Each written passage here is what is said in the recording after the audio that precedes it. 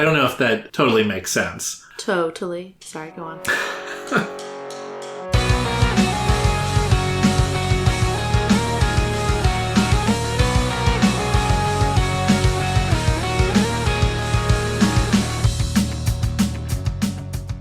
Welcome to Inchworm, The podcast in which we're inching through Worm. I'm Jenny. and I'm Ted.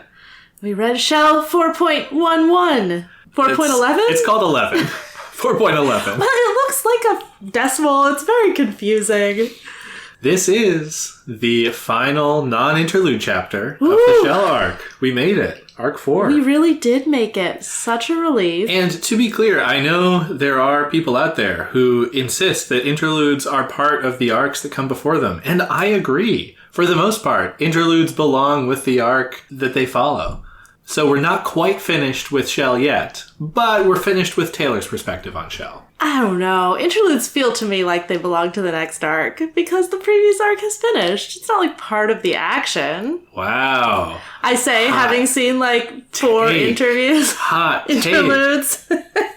I will say we've had kind of an even mix. The Danny interlude and the Ward's interlude were very much follow-ups, and the Purity interlude and the Glory Girl interlude were very much like, we're just going to a new place. The world. And, you know, it is connected, sometimes thematically, sometimes plot-wise, to what's going on, but it is a more independent thing. And the Danny interlude also led into the next morning. That's true. Whereas the Ward's interlude was very much a follow-up, and then we didn't see those characters for a while. Yeah. So the Ward's interlude is the only one that really felt like it belonged to the arc that preceded it. So I've seen a very small sample size. I feel like at this point, it could go any way.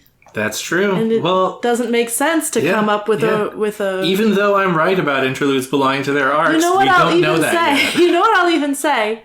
Interludes are between arcs and part of neither. Oh my gosh. And that's why they're an interlude. And I can off the top of my head think of some things that are a lot more like kicking off the next stage than summing up. So yeah. Interludes are flexible, they're pan-arc. I think we're going to have to argue about this a lot. About it? Okay. As things go on. But at any rate, Shell 4.11. It is the end of the arc, because interludes are separate. The interlude isn't Shell 4.12. It's 4.x. It's not 5.0. This is terrible because Ted numbers our podcast and I have no power here. Hey, if you look... Wait, we're going to look at the end. I promise you, at the end, you're going to see it say interlude 4 and not interlude between 4 and 5. Okay, maybe. Anyway, that's not what's important right now. Would you like to tell us what happened in this final chapter of the Shell arc? Yes. Yeah, this is a slightly longer chapter, and there's a lot of information that we learned, so let me go through it. The beginning of the chapter is Taylor waking up, feeling very out of it, but in a kind of a nice way.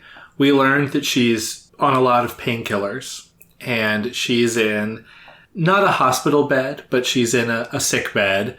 We learn later that Lisa and Brian have taken Taylor to a Cape doctor that they connected with through the boss so that Taylor could be examined. The doctor did some brain scans that, with the help of Lisa and her power, they were able to determine that while Taylor has a concussion and a lot of nervous system, damage or something or other from the Bakuda bomb, she's not going to have any longer lasting effects than the concussion recovery. The doctor, we learned, was also able to help Brian get the bomb out of his nose, was able to help Alec a bit. But anyway, at the beginning of the chapter, we just sort of get Taylor hearing people's voices. We can infer that it's Lisa and Brian and somebody else, this Cape doctor, and they're all sort of expressing concern for Taylor, talking about what's going on, but the main reason they are waking Taylor up instead of letting her sleep it off is because Taylor, while unconscious, has been using her power to call all of the bugs in the immediate area towards her. And it's a lot. People are probably going to notice. They say, we've taped up all of the windows in here because bugs are trying to come in. And that's not very effective because bugs can come through walls and stuff. So they're just like, hey, Taylor, honey, please, can you stop? Like, can you turn off the bug thing? She sort of thinks like, oh yeah, I guess I had been in kind of this like default, I need to gather whatever bugs I can mode. And that didn't apparently turn off when she passed out. So she dismisses the bugs and starts to drift off back to sleep. There's a little interesting tidbit where she, on painkillers, babbling, is like, oh yeah, music. What's going on with that music? And Lisa and Brian are like, what are you talking about? And Taylor apparently is hearing some music via one of her moths that is outside of this building. Somebody's just playing music, you know, off of their Walkman or whatever. And Taylor's able to hear it and like understand, you know, what type of music it is and stuff. And Lisa runs out of the room to check and is like, oh, she is actually, you know, hearing something out there that's real. It's a very interesting moment of Taylor's powers, but Taylor just drifts off and we jump forward in time to Taylor waking up again. And we are still with Brian and Lisa and Taylor, but they are taking her in to meet somebody else. It becomes clear very quickly that they have brought Taylor home and are handing her off to Danny. Lisa explains that she needs to rest. She should probably take the week off from school. But again, it's just like how you recover from a concussion and a little bit of wear and tear. And Taylor has this moment as she's coming to. She's like, what is happening? It's Lisa and Brian, and they've met my dad. And all of this stuff is kind of coming together. And Danny apparently has been waiting for them to come. They called. Danny made cookies. He's going to make coffee and tea for Lisa and Brian. They set up Taylor on the couch. And as Danny and Brian are chatting in the kitchen, Lisa comes over to Taylor and is like, hey, you know, I can tell you're awake. Taylor is very blunt and saying, like, I didn't want this to happen. And Lisa's like, I understand, but it had to be this way. You were so hurt. There was kind of we couldn't keep you. That would have been worse than this. Lisa spins a bunch of lies to Danny to explain what happened. Apparently, shortly after their encounter with Bakura, she went on a huge bombing campaign throughout Brockton Bay, causing a lot of widespread damage. And this gives them cover to say, basically, hey, we were some teens. We were heading through the docks, which was maybe a bad idea. A shortcut through the construction site. Exactly. I also thought of animals. And we got caught in one of Bakura's bombs. That explains why Lisa's a little bit burned. It explains what happened to Taylor. They say their friends Alec and Rachel also got pretty injured. But Lisa's dad is a doctor and was able to pull some strings to take a look at Taylor and, you know, can assure Danny, you know, everything is going to be okay. She's got some codeine, but don't give her too much of it. You know, just give her a rest and it'll be fine. You know, the city's so overwhelmed right now. You could take her into the hospital yourself, but why bother? Like, everything's going to be okay. I promise. Danny does have some questions, but Lisa's really effectively able to smooth everything over. Taylor can tell how upset and worried Danny was, and that makes her feel guilty. And while Danny is getting their stuff together, the sort of snacks and things for them, Taylor's able to get a quick debrief from Lisa and Brian about what happened. Basically, Bakura was maybe playing possum for a second. Nobody was watching her. Lisa was attending to Alec. Taylor and Brian were attending to each other. Bakura pops up, shoots them with the grenade that hurt Taylor so badly. Seems like Taylor got by far the worst of it. Brian was a little bit less affected, maybe due to his power. Lisa also less affected because she was further away. And Taylor cut off Bakura's toes. One of the toes did have a toe ring. So I was a little wrong. Well, but, you know, Taylor got lucky. That's true. It's great. That's true. And Taylor was able to get Brian the knife before she passed out, which meant that Brian had enough time to cut himself free, cover the area in darkness, and then basically made a choice that he was going to protect the rest of his unconscious teammates rather than chase down Bakura right away. And Bakura retreated, bombs started going off around the city, and Brian was able to get everyone to safety, and it sounds like was able to head back to the storage locker area, recover Rachel and the money, and deliver most of the money, a few thousand were missing, to the boss. So, basically all of that incident was able to be tied up pretty easily, according to the two of them. Now they're dealing with kind of the recovery and the larger consequences for the city.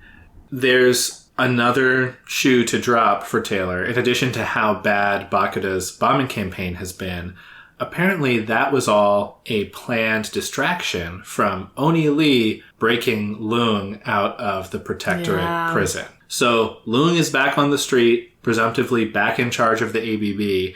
And while there isn't a lot of speculation in this chapter about exactly what they're going to do next, there's a strong implication that Bakuda and Leung are planning big moves. So, something is going to pop off soon in the city. The ABB is much bigger due to all of Bakuda's 12 times forced the size conscription. So it's a very alarming situation. But as we wrap up this chapter, we just have basically Danny being very sweet and welcoming Brian and Lisa into their home. Mm-hmm. Everybody gets a mug of coffee or tea, and Lisa and Brian are invited to stay over and watch a movie on the couch. Mm-hmm. Taylor drifts off, finds that she wakes up with her head on Brian's shoulder and doesn't move, and Taylor's a little worried about I was just putting in all this effort today or yesterday to go to school after missing so much school, and now I'm going to be missing another week just because I'm so hurt. But, I can worry about that later. This is actually, This is really nice. This is really nice. I'm here with my friends watching a movie. Danny seems actually happy to see Taylor having this, and it's a really nice, pleasant moment to end the arc on for Taylor, despite some looming badness plot-wise out there. And that's, kind of a lot of ground to cover, but that's what happens. All right. Yeah, it was the longest chapter yet, I think. I imagine they'll just keep getting longer. This is what I've heard. Yeah, the ending, you were just saying, I highlighted the last few lines because I felt like they were such a good microcosm of what's going on in general right now. Tell us. So she's looking at Danny. The smile he gave me in return was maybe the first truly genuine one I'd seen on his face in a long time. It's so ironic. Taylor got brutally injured, and this is the first time Danny's actually been happy. I mean, obviously he's not happy about the injury, but it makes sense. Taylor has people. Yeah. These are people that she clearly has genuine affection for, who take really good care of her. Yeah. Danny is just so happy because he's been so worried, and it's better to have her be physically hurt with people who care about her than for her to be just constantly psychologically tortured and alone. Yeah, and there's this thing where he says something like, well, when you called, I thought it was a prank. Yeah. Which, shows he, of course, is also very low trust. Very wary of people.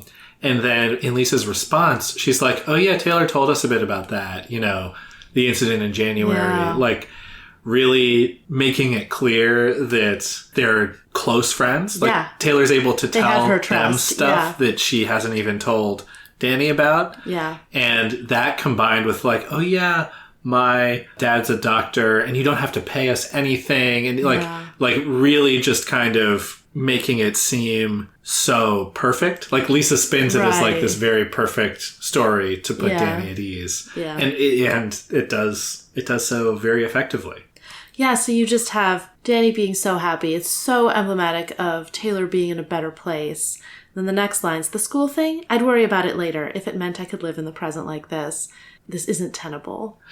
This is such a good situation, and it's built on something so dangerous. Mm. It's built on either Taylor's betrayal or Taylor becoming a genuine supervillain. And yeah, when you put it like that. Yeah, either she has to betray them like she was planning, or all of the villainous things she's been doing genuinely, and she's going to be living outside the law, and that is going to be very uncomfortable for her. It's also, dangerous just practically speaking. She doesn't necessarily want to have the protectorate after her, etc. But it also goes against, things she believes in. It's, it's a very complicated situation for one that seems so nice and so simple and wonderful. Like, she got hurt and now her friends are sitting with her and they're having a genuinely nice time. And her dad is so relieved. And also it's built on such lies. Yeah. I mean, it's not built on lies. It's built on impending consequences. Yeah. And the end of Arc 2 was the great, they seem like good people. I lied. Yeah. And this is the worlds colliding and Danny meeting them, and they do seem like good people. I would say in the context of this relationship to Taylor, they are good people to Taylor. They are good people to Taylor. But they are also criminals, and they might not be the worst criminals out there, but we don't know everything that they've done, and we don't know everything they'd be willing to do. Yeah, we're on murderer watch for these two. Right. We've seen a very limited sample of the Undersiders' activities. The only job we've seen was one that Taylor helped design, and was fairly bloodless, did scare a bunch of civilians really badly. We don't know what their moral limits are and how they would be compatible with Taylor's. We know there'd be at least some conflict. Yeah. Bakuda said when she was telling that guy to shoot them, like, they're bad people, if that helps.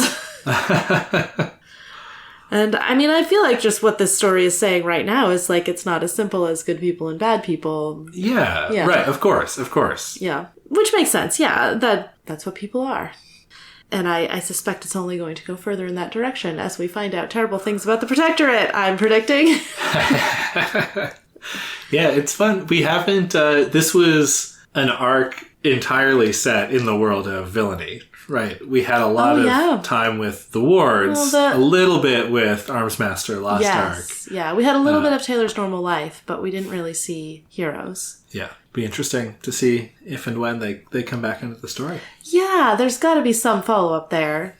I mean, you were telling me recently that this story, Worm, was conceived as aftermath to several years of while both thinking a lot about this world and coming up with so many other gangs and characters and stuff, and then deciding, like, okay, what if the protagonist was sort of Taylor and this villain gang, and like, how would they affect things? Yeah, and I'll paraphrase a little bit. Basically, Wildbow was trying to write Worm several times, picking different protagonists, and part of what enabled the Worm that we know to happen was choosing Taylor as the protagonist and giving her that high school experience that was sort of like a little bit of a write what you know from Wildbow's life. And that dynamic with school being so tough and the bullies and the Cape World being an escape. I feel like those are some of the elements that came in. An escape world, yes. And then the Undersiders kind of coming into being after picking Taylor as the protagonist. They were made for her. Yeah. So I guess that's making me see in a little bit of a different way the ways in which the Undersiders and Taylor's actions are affecting things. I mean, I had said before, like, she's really having strong effects on this world, and it's true. And that's, that's what you want in your protagonist. Like, this is the correct vantage point for the story to be from. She's having all these ripple effects. Yeah, it's... In her first action as a Cape, she took out Lung and was like, yay, I'm ridding the world of a bad guy. And as a result, the ABB has like blown up. They're huge. They're much more powerful. They're much angrier. They're wreaking havoc and destruction on the entire city. Yeah, and her work has been undone. Yes, her work has been undone. And in fact, things are arguably worse than they would have been if she hadn't done anything in the first place. Yeah. Which it feels a little bit like, feel bad for all these heroes. It is a little whack-a-mole here, like cutting the heads off a Hydra, trying to keep the villain population under control. I feel like attacking them and putting them in prison doesn't seem like a good strategy. I mean, obviously this is one instance. We don't know that it's been failing in general. But I feel like this work is not going to come down on the side of incarceration is the answer. Yeah, it's interesting. We only have tiny, tiny little details about what happened. We learned in the last chapter that the ABB had a mole within the protectorate prison. And we learn in this chapter that Oni Lee was the one who sprung Loong from prison. We did notice he was missing. Yeah. So it's interesting. And I guess Loong, I think, has never been taken into custody before. So it's sort of a little bit of Taylor did something that no one else had done before, but also it seems like he's a tough guy, and so like maybe he's tough to imprison. Well, they hadn't moved him to the birdcage yet. That's true. They hadn't had that guy swallow him. That's true. Yeah, he didn't put him in the bucket. Got to get him to the bucket more quickly. Yeah, and at every turn, Taylor's actions have had more complicated results than she or other people thought. So she manages to take down Loong. Okay, it turns out he wasn't going to do the kind of damage she thought he was anyway, with attacking children, quote unquote. And then she hands him over to Armsmaster. She's like, oh, at least I have this favor. It turns out, because of maybe what Armsmaster did, Loong almost died, resulted in him being like stripped of command for several days. Armsmaster, that is. And Armsmaster's actually angry at her about that. And then Loong being out of commission, everyone was like, oh, there'll be a power vacuum. But no, Bakuda rises and it proves extremely effective at this one battle, at least. What a run for their money she gave the Undersiders. And then it turns out that not only is Bakuda this really powerful, temporary leader, the ABB has also managed to free Loong, and now they're way huger and more powerful than they were. Taylor just can't win with this Loong thing, and I think it's going to be that way with everything she tries. I mean, that seems to be something the narrative is interested in, like unintended consequences, plans not going as planned. And so I can't help but think that her insinuation plan is going to suffer similar complications. Yeah. And it's like, this is a chapter that shows this arc, and especially the last chapter, was such a victory for Taylor, right? Even though she's so injured, she has this recovery time, right? She beat Bakuda soundly, right? It wasn't a total victory because they sort of were both able to escape to live to fight another day. But compared to where things were last chapter and the chapter before, and like the whole situation, such huge victory for Taylor. And short term, she's reaping the rewards of friendship and company, and probably feeling good about the fact that she was able to get everyone out. But the medium to long term picture isn't looking so hot. I was just thinking, everything Taylor does has such long-reaching effects. It's like she's covered in butterflies. And then I was like, wait, no, she literally can be covered in butterflies if she wants. Like she has bug powers. But like, I wonder if that was an intentional metaphor, or if that's just a happy coincidence. You're right, the butterfly effect, because she's the one who can make the butterflies flap their wings and change Not things. just butterflies, but that bugs are so small. Like, she is also Bug. She has been known as Bug. So small, and yet the consequences of what Taylor can do with a whole swarm of them are huge. Yeah. Oh, I love that. Yeah. I like that a lot. Yeah, and to what you were saying about it, the sort of phenomenon of, like, different iterations of Worm existing. It does feel to me like there were already so many domino structures built when Taylor came into the picture in Wildbow's mind, which that's a really powerful position to be in as a writer, to know so many things about the world. And it seems like Wildbow is a person who is good at thinking about like how one thing would change these big systems and these complicated cascades of plot.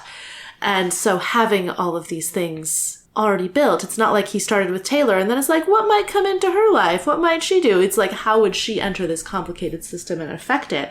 I think that helps explain to me, someone who has a lot more trouble thinking in that way, that helps explain to me how he was able to start this novel and then pants his way through it, because he already had, like, he'd sort of built all the piles of kindling plot-wise. And just had to go around setting them alight. the other metaphor I'm thinking of is like a pinball machine. Like it built all of the little pieces, and then Taylor's just the ball that gets to get thrown in and ping around. Yes.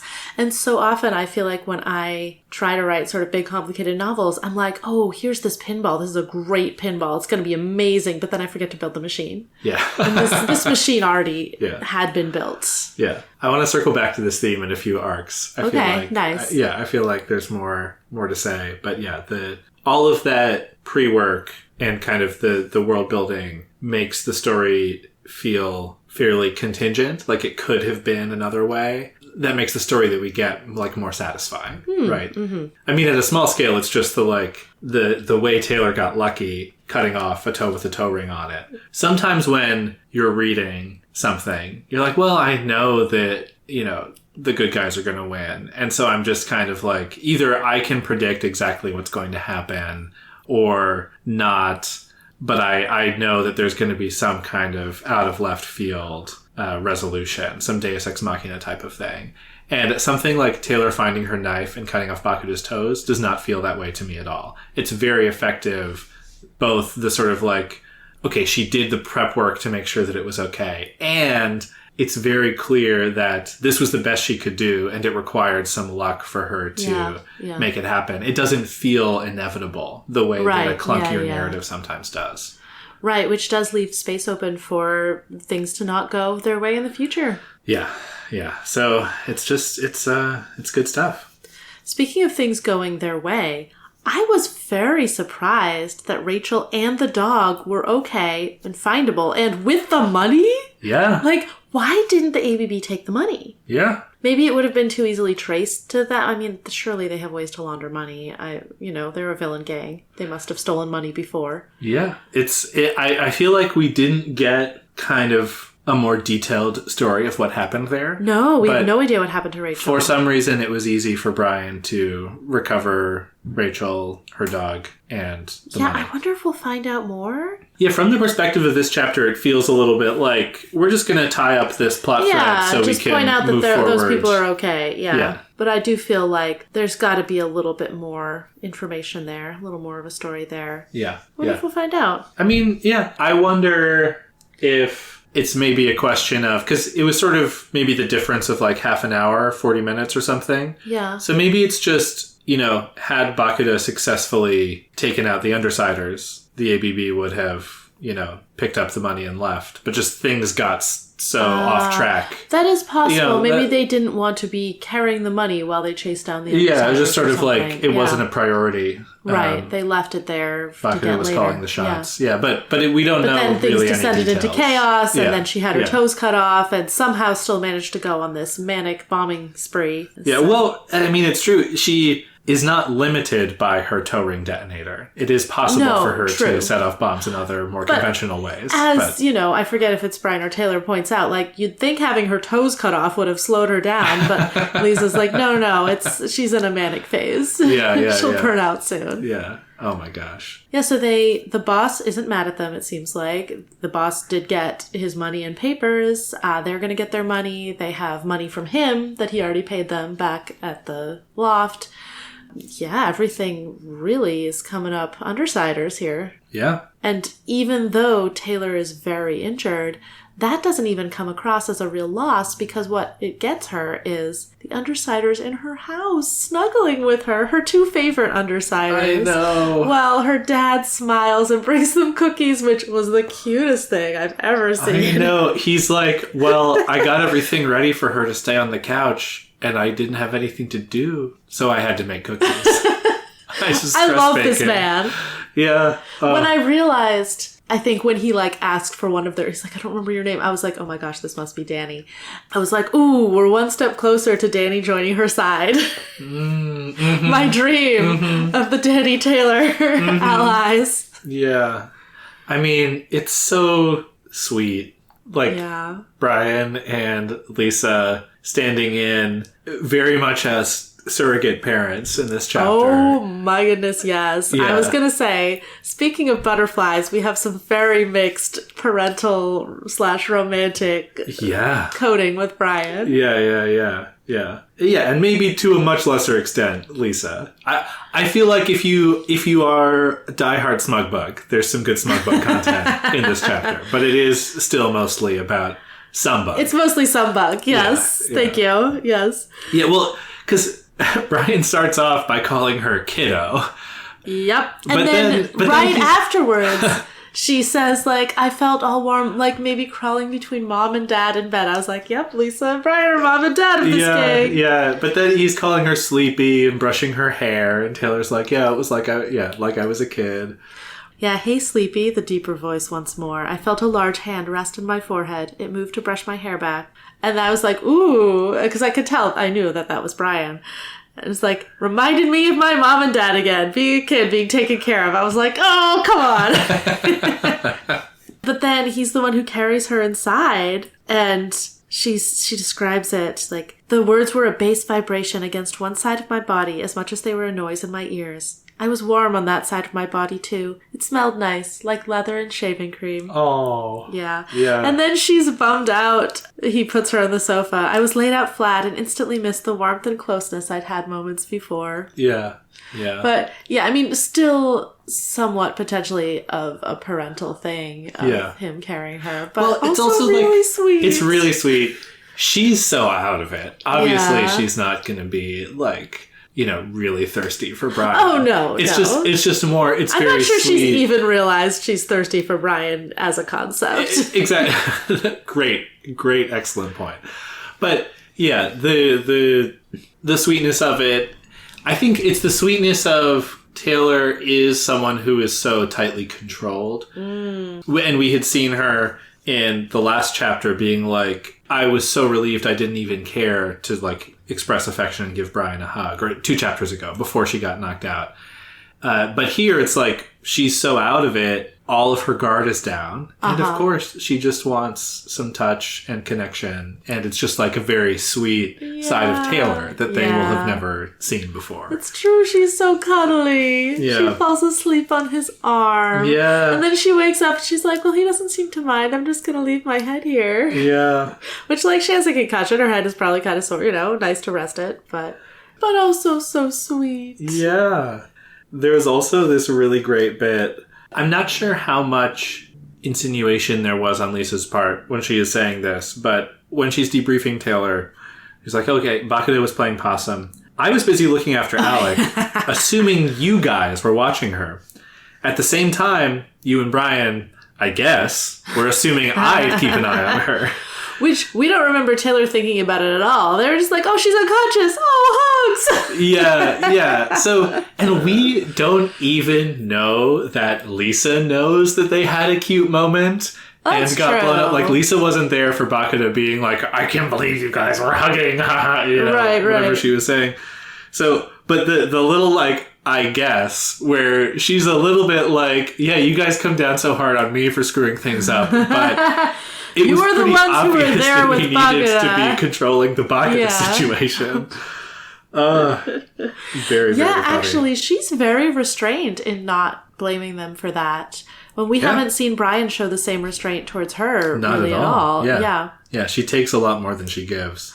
Yeah, which, as we've said before, is just really unfair of Brian. Like, Lisa's power is what it is. It sometimes gives her incredibly useful details. Like, apparently she figured out Taylor's phone number in this chapter. Yeah, she figures out Taylor's phone number. Her power lets her read a brain scan. Yes. The doctor is basically like... It's the Cape Doctor, really fun setting element. Mm-hmm. But the doctor is like, I don't want to give her all this morphine if she like needs to go to a hospital. Like, if she has brain damage or something, that can't be on me. Yeah. And Lisa's like, no, you did the scan. I read the scan. And he's like, who are you? You're like a TV, like, are you a doctor? No, I'm the doctor. But she's like, no, whatever. Like, we are... As long as your machines didn't give me false information, my power doesn't work if I get and he's false like, information. obviously the machines are fine.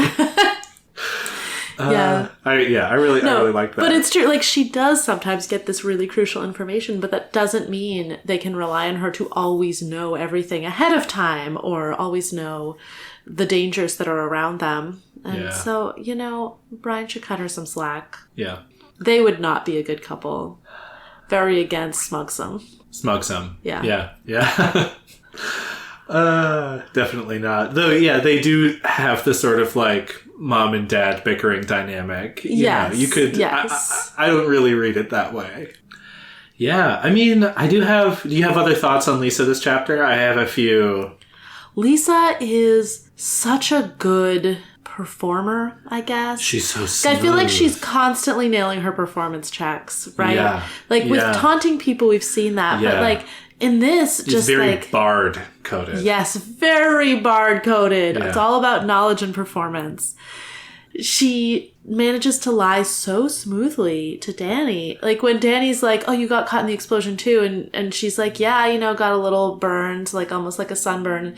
And he's like, oh, but not around your eyes. And she laughs and Taylor just thinks like, wow, it really sounds genuine. It doesn't sound forced at all. Yeah. And she's like, yeah, I was wearing sunglasses. Can you tell? I was wearing a supervillain mask. No, it's so silly. And her whole thing about like, yeah, my dad runs. When she said that, I was like, I don't think this is true. Just because of the way she was interacting with the doctor, even though we didn't see much detail there. But also I was like, I don't think Lisa talks to her family. Like, interesting. Good, solid prediction. Because at first I was like, oh, were they actually at Lisa's dad's clinic? Is this Lisa's family? Yeah. And I was like, I just, like, that would be huge if true, but true? Yeah. Yeah. And then, of course, it turned out not to be true. I love the detail in that lie where she spins the whole thing, and then when I think it's Danny saying we should pay, and Lisa's like, oh, Papa would never. Right? So it's knowing Lisa, it sounds so wrong, but it's the perfect, like, I'm escalating this to a higher level of like intimacy and like familiarity and like making it really clear that like, no, like this is not, it's not a professional thing. It's a personal thing that Papa would never let you pay for one of my friends in such a tough time for everyone in the city. And she's coming off as privileged in this way that she's probably doing deliberately, making Danny think like, oh, she comes from a good family. Yeah. She's a good influence. Yeah, and I think she's picking up a little bit. Danny's saying some stuff about like maybe the house being small or like something. Oh, yeah. So she's picking up some class anxiety and then using that immediately to be like, oh, if I come off as like someone a little bit richer from wealth, it'll help smooth things over. Another one that was really good is when talking about like going through the construction site, if that's not what it is, going through the docks, taking a shortcut. She says like, well, wouldn't you go somewhere dangerous with this hunk, as one of your friends? Because that's like the subtext of what she's saying. And I think she's again playing off of Brian, who casting him as a protector instead of a danger. He's polite and friendly, and like Danny was already kind of joking with Taylor, like, "Oh, this Brian guy, like maybe you like him or something."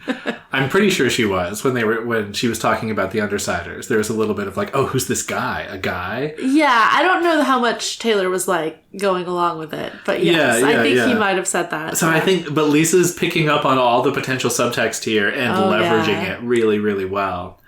So good at that. There is a couple of things in here. So like when Lisa starts asking Danny, oh, she said I was smart. What else did she say about us? I was a little SomeBug. Well, no, I was a little bit more like boundaries, Lisa. Like I feel like you're really pushing. You're pushing for more information. And I mean, she always wants information, right? Yeah. The other thing that I was like, danger. Danny is doing a really good job of letting Taylor have some privacy. He laughs and is like, I don't want to say something, Yeah. Like, I'm not going to basically say something. I won't repeat my daughter's words. Exactly. Yeah. I think we both know she plays things close to the vest. And Lisa replies, too true. And I'm like, oh God, danger. Your secret, Taylor. I'm so concerned. Oh my gosh. And I do wonder a little bit if Lisa is pushing Danny's buttons intentionally when she's like, oh yeah, she told us about the bullies. she told us about January. Like, I know this thing that you don't know. Like, I think there's a little bit of smugness and like maybe a little bit of like, can't help myself. Yeah, because it's certainly good strategically to be like, I'm someone your daughter trusts. Yeah, but it's like also, I know a secret that you want to know, right? Like, she's like, I know that. You don't know that. I know you don't know that, but I know that now. Like, I wonder if there's something there. Yeah, that's interesting. What I want from Lisa, I want her to put together that Taylor joined them with the intention of turning them in. And I want her to, like, kind of stay quiet about it. And I want her to realize, like, but she's not going to do that now. Like, she'll be, like, nervous. But she's like, okay, she's not going to do it right away. She doesn't know about the boss. Like, if she was going to do it right away, she would have done it faster. She's probably biding her time. And so I want Lisa to be like, I don't think she's going to do it. And maybe at some point to just tell Taylor, like, hey, so I know why you joined us. Taylor like, what? She's like, and now you're not going to betray us. And Taylor's like, no, I mean, I'm not. Oh, yeah. Yeah. I mean, that's really interesting because, right, if Lisa ever does know, she might also know that there's not a specific plan yet. Or it's like, it's not like she's going to turn us in tomorrow. And that gives her some room to play. Yeah. If she, figures it out early enough. Because she is so good at persuasion and performance. And, I mean, cutting Taylor out of the gang and being like, she was going to betray us, cast her out, would be so not what Lisa wants on an emotional level, so damaging to the group and would lose them, Taylor, this, valuable member of the gang. Yeah. And if Lisa can win her over instead, which she must know they're already well on the way to doing, like, that would be such a better outcome all around. I mean, absolutely. And Lisa's smart enough to realize that, like, and she's relatively, like, we've talked about her being impulsive, and while that might be true, like, I don't think that's really, she's maybe a little bit, like, instinctive. Okay. And maybe the cautious thing to do would be to kick Taylor out of the gang. Like, maybe that's what Brian would do if he found out. Probably is what Brian would do if he found out. But Lisa is more willing to take a gamble on hope and optimism. Yeah. And so I think she would not tell Taylor right away that she'd figured it out, work on winning Taylor over, maybe let Taylor know at some point, like, by the way, I know that you were intentionally pretending to be a villain so that you can infiltrate us and turn us into the Protectorate. Yeah. Ooh. That's kind of what I want, because I feel like any other way that it would come out would be much harder to read. Oof, sure. And I think if it came out after that point to the others, but Lisa was like, no, I've known for ages, and I've also known she's not going to turn us in. I think that would actually, because Lisa has so much credibility just with her enhanced knowledge, I think the others would be wary, but it might actually be possible for the gang to stay together. That's so interesting. I mean, assuming Taylor hasn't and doesn't betray them. Well, my question for you is, do you think Taylor is gettable at this point if Lisa were to make a hard sell? Because I think what you're saying is Lisa's going to bide her time. But Taylor's not gettable at this point. Right. She has not yet been disillusioned enough about the good guys. Yeah. I think she needs to come to see that the Protectorate doesn't align with her vision of morality any better than the villains do. Yeah. And then she needs to decide, like, okay, well, I could be with these hypocritical good guys and destroy my friends to do it. I could, I guess, be with some other villain gang that's probably worse than the Undersiders. Or I could be with this villain gang that, like, is fairly humane as villains go, and where I have these deep personal connections. Yeah. Clearly the best way to go. She needs to come to distrust the Protectorate on a deep level.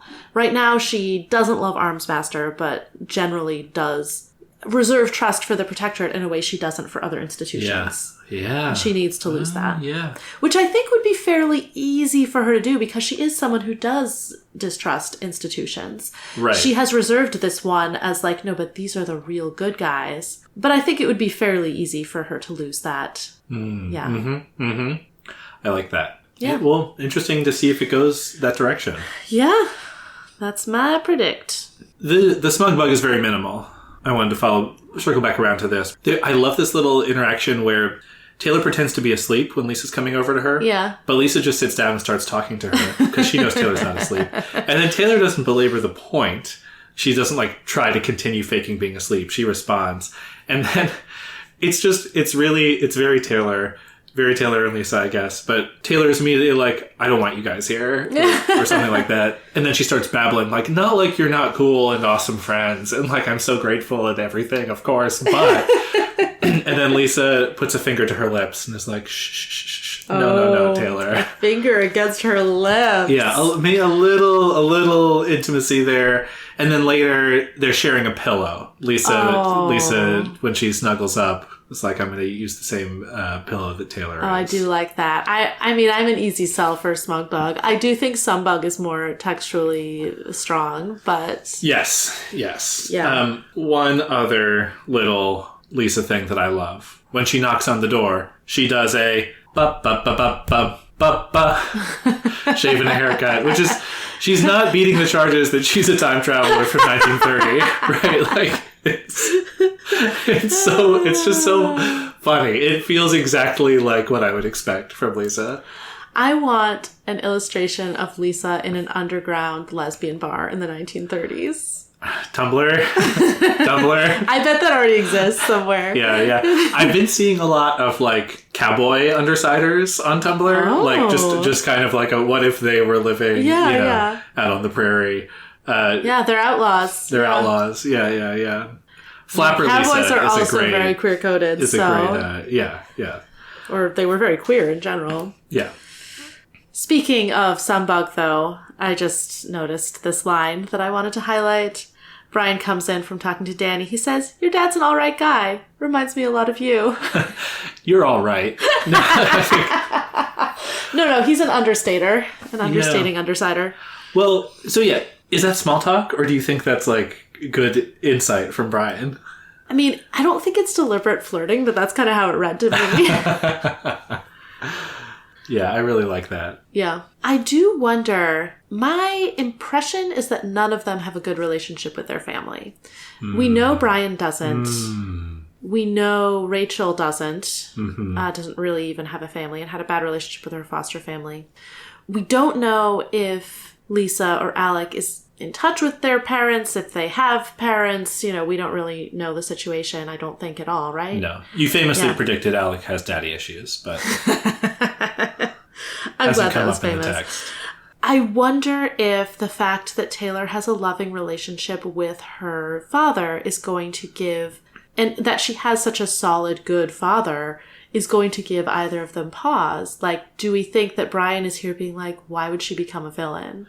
I think really Lisa might already be asking that just because Lisa thinks that way. But I wonder if that will occur to Brian too. Yeah, there's a little bit of like, well, why would you put this in jeopardy, right? Yeah. Yes. Exactly. Like, I think some of them anyway would really love to have that kind of relationship that Taylor has. Danny's an open book. They can see what Taylor being in danger is doing to him. Yeah. Why would she put herself in danger like this? What, for escape? But like, yeah, it doesn't really add up when you know Danny. Yeah. So I really am. I'm just coming back to this. I'm really rooting strongly for my version of like the undersiders find out, and it's like the gentle narrative of like they find out, they're like, okay, we know you're going to betray us, but like you're not now, right? And she's like, yeah, I'm not. But like you said, I think it's gonna need a little bit of time. I think right now, if she found out that they knew, she would flee. Yeah. I have, I guess, a couple of little things. One is I did want to note, Taylor doesn't do much processing of it, but she does have a flashback to Park Ji-hoo. Yeah. Learning about Bakura, and I just wanted to recount her thoughts.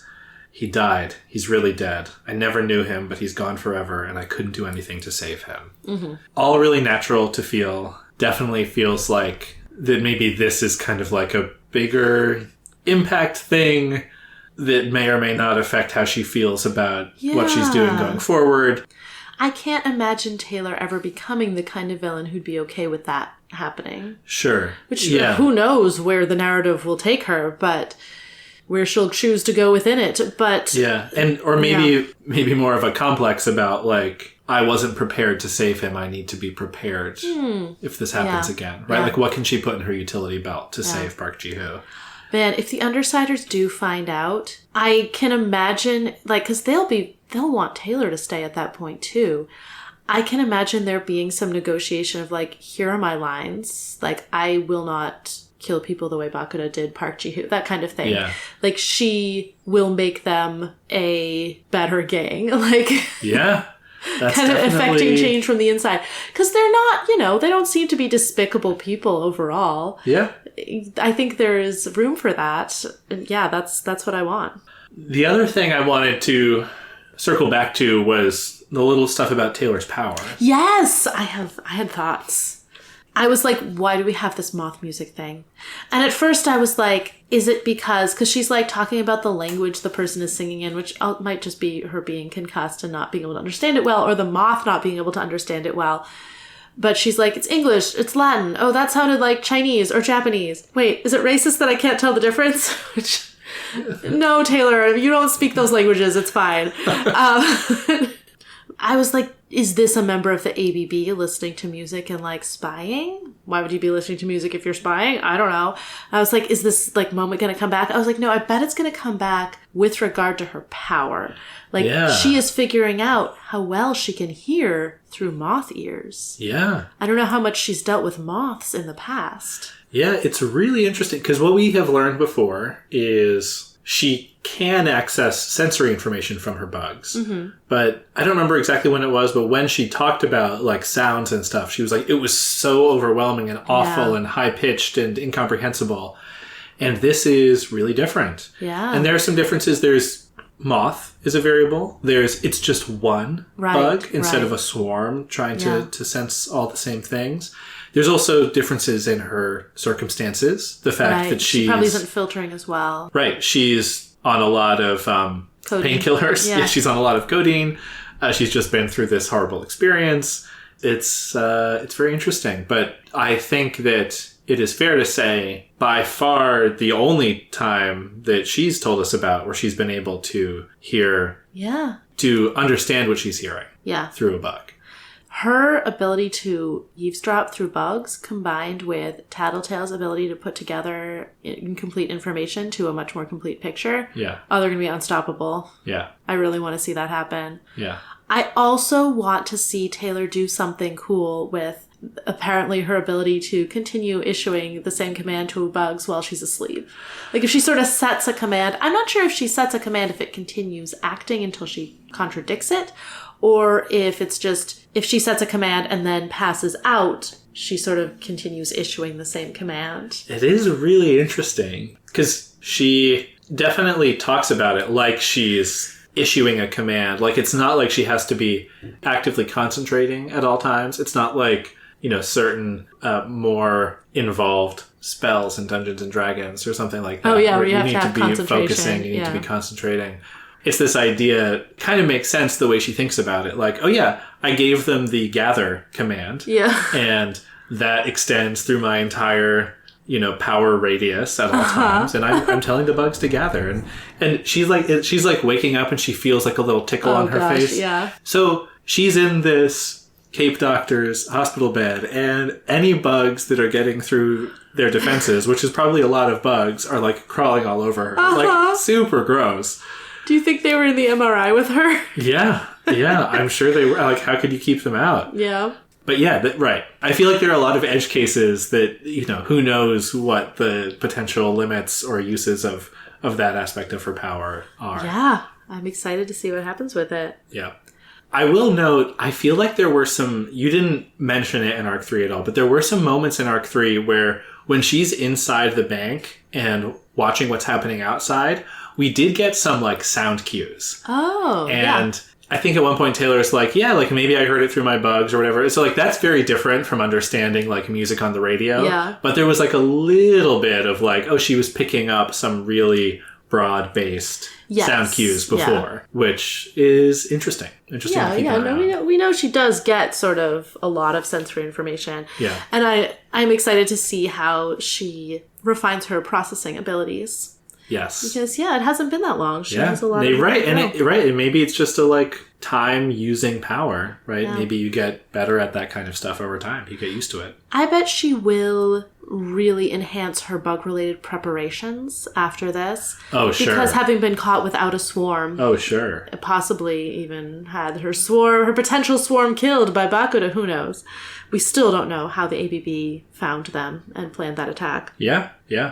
But being caught without her swarm, I think, will really influence her strategy going forward. Yeah, absolutely. Speaking of the ABB, I guess it's a possible interpretation of Tattletale's intel on Bakuda that Bakuda didn't feel like she was in charge because she knew Lung was about to be released. And maybe Lung had even been getting them information. That makes sense. Because there was that guard that was passing things along. Yeah. So Lung was still in charge.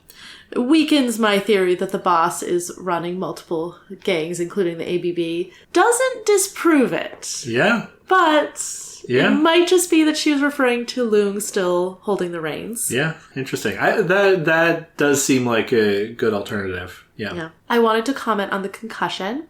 Yeah. I feel like concussions often get misportrayed in fiction, and I had a medium serious concussion, half dozen years ago.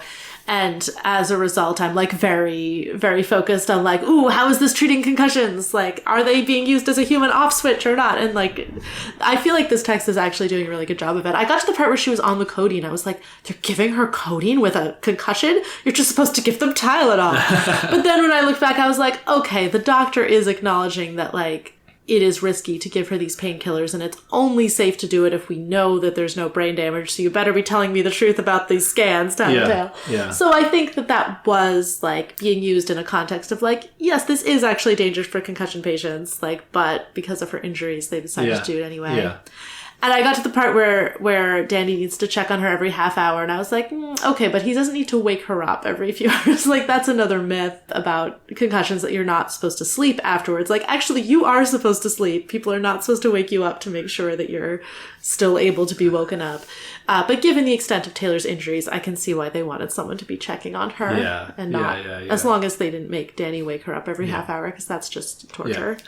It definitely feels like they got lucky that there weren't worse, more sustained injuries. Yeah. But at the same time, this is still a big escalation in terms of the damage. It's the bank job, she's like, I'm still sore from having my friend thrown across the room at me. And now it's I'm going to be in bed for a week.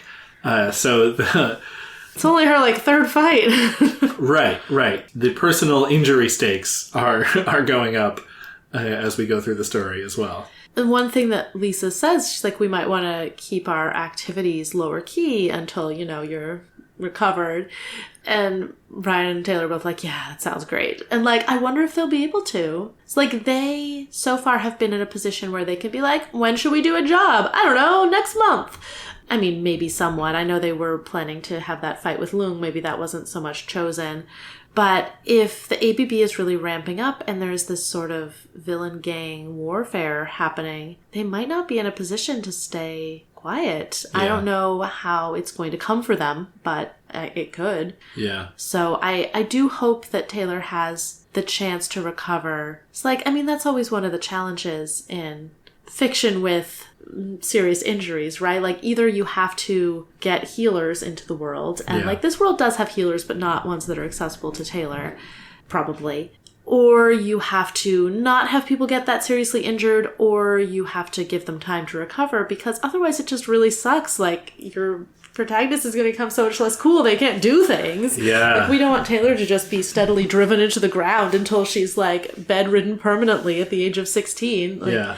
So I wonder if this story is just going to give her that time, or if it's going to, because it is also an interesting complication to have her be a little bit injured and not fully up to snuff. Right. So, I don't know. It could go either way, where they have to do something before the week is out, or they have to do something next week and she's still a little bit injured. Yeah. It's still been just a week in the story so far, for the most part. So I think maybe we finally passed the 1 week mark with the passage of this night. Yes. But it would be nice to get a little bit of space. Maybe a slight jump forward in time. Yeah. But maybe we have to have concussed Taylor get pulled out of bed, ladder up to her window. We gotta go. I hope it's at least a week from now when she can get out of bed but is still feeling the effects. Like, that seems like a sweet spot. Yeah. Because I do like the thing that Lisa references. Like, you're going to be a little bit too honest right now. Like, your filter is a little affected by the concussion. And she's like, don't tell her secrets to Danny. Yeah. And I don't think Taylor will, but I hope we have some, at least, tension around that. Maybe Taylor will be a little more honest with Danny about some things. I hope they have a good discussion after this. That would be fun to see. Yeah. And I also want to see that play out, especially with Brian. I think that would be fun to see, like, some more emotionally honest moments, a little bit influenced by Taylor's brain damage. Which might be evil of me to want, but I want that. Nice. All right, so I guess we should move on to some predictions. This is a tough one. There are so many elements that could come into play. It seems like Taylor's not going to be encountering the trio for a while, unless Emma gets curious about her being out of school again and decides to investigate. I don't know what she'd see Taylor doing at this point, but maybe she'd see Lisa and Brian and follow them home. You know, there are things that could happen. On the one hand, I feel like it's a little bit beneath Emma to do this kind of surveillance, but on the other hand, she seems really obsessed with Taylor for reasons that are a little bit unclear to me. So, who knows? We haven't heard anything from the wards of the Protectorate, as you mentioned, in a while. We have heard a lot from the ABB, but it doesn't seem like they're about to slow down anytime soon. Or maybe slow down a little from the events of last night, but I don't know if they will attempt to do more against the Undersiders, or if the Undersiders will decide, well, we need to solve this problem before it grows.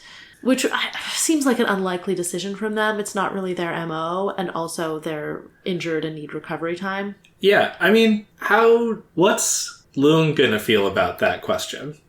Loong is really gonna want revenge. Like, well, okay, because Bakuda just tried to take out the Undersiders, failed, lost several toes. Yeah. And so the Undersiders are still escaping the ABB's net, so they might not give them a lot of choice. Yeah. But if they lay low, I'm not sure. Well, we don't know how they found them at the... I mean, Taylor is responsible for rotting off Loong's dick and cutting off two of Bakuda's toes. Loong's dick will recover in like 6 months. Yeah, but it's only been a week. So I feel like it's pretty personal as far as grudges go. I'm a little worried about this. You know how fiction has a rule of threes? Loong's dick is the first one we saw menaced, and it seems like it's going to pull through. And then we had the erectile dysfunction scare with the Empire 88 goon. So whose dick is going to be permanently taken out? Oh no. Oh no. I hope it's not Brian's. Arms Master, watch out. Anyway, you know, you're right that the ABB has to come after them. But, like, how are they going to find them? We don't know how they found them last time, which does open up this possibility of, like, they could find them anywhere. Yeah. So, yeah, I don't know. Pretty scary. I feel like I haven't done a good job predicting anything. That's all right. Can get another bite at the prediction apple after the... Oh, that's so true. I can think well. about it more. I do predict that Danny and Taylor will have a very sweet conversation. Oh, yeah, I hope so. Yeah. And I want to see more of Rachel. Give us more Rachel. She's been so off screen. That would be cool. She's still alive. She's not concussed. Would love to see it. Yeah. And speaking directly about what's coming next. Oh, the interlude. What kind of interlude do you think we're going to get? It's probably not going to be what I want, an interlude from the point of view of Emma. I want to solve that mystery, Ted. I want to know. Yeah, an Emma interlude at this point. Taylor's not going to be in school. Could be good to check in on that plot. But also could be it would give us too much information. I think it's have to keep her off screen for now. Yeah. I suspect so, even though I would love it. Yeah. I want it to be the Protectorate. Okay. Because they must have been run off their feet the past night. Yeah. Like, Loong escaped. Arms Master was probably even further disgraced. It's all under his leadership. So I would love to see his perspective on it. It would be great to get anyone in the Protectorate. Like, just because I think we want to know more about the big picture right now, and they're in a good position to give it. It could be someone else who's in a position to do that as well. But I'm going to say probably the Protectorate. That's nice. That's going to be my stake in the ground. Should I look at the first line? Well, I was going to say, before we do that, I want you to open up your mind and imagine a slightly more unusual interlude. It's a kid crouching by a crib. No, but yeah, I don't want to be like that much more specific to give you too much of a clue, but like there's something unusual about the next interlude.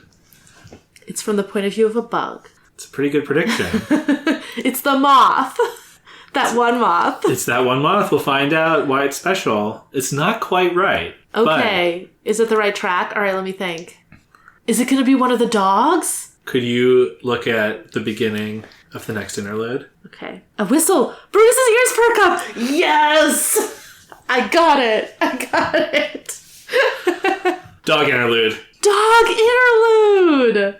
Oh my gosh. We'll save the rest of your reactions for when we have read it. We are going to see more of Rachel. Yeah. I'm so excited. Oh, I hope this answers the question of what happened to Rachel during that whole thing. We don't know which dog she had with her, I don't think. Yeah.